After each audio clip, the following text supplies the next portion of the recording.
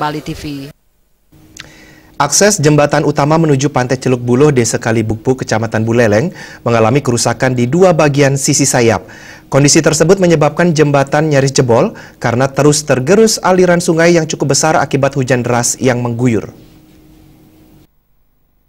Inilah kondisi jembatan yang menuju Pantai Celuk Buluh, Desa Kalibukbu, Buleleng. Kondisi jembatan sepanjang 5 meter dan lebar 3 meter tersebut nyaris jebol. Sejumlah warga yang melintas mengendarai sepeda motor menjadi lebih berhati-hati lantaran jembatan mengalami keretakan yang cukup parah. Kondisi tersebut diakibatkan jembatan digerus aliran sungai yang cukup deras sejak terjadinya hujan deras dalam beberapa hari terakhir. Jembatan tersebut juga sebagai jalan utama bagi para nelayan setempat menuju Pantai Celuk Buluh. Warga seringkali membawa sejumlah hasil tangkapan ikan untuk dijual di pasar ataupun dijajakan ke sejumlah hotel dan restoran di kawasan pariwisata Lovina.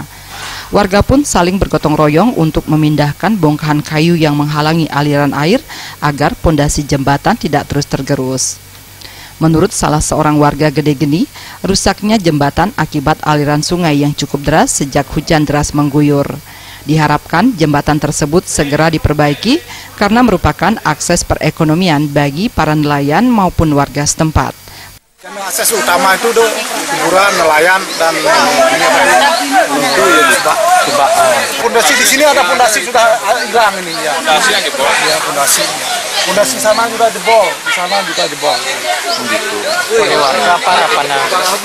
Kenapa supaya cepat ini diperbaiki supaya bisa kita cepat operasional itu nak jual ikan di sana gitu banyak itu masalah ikan.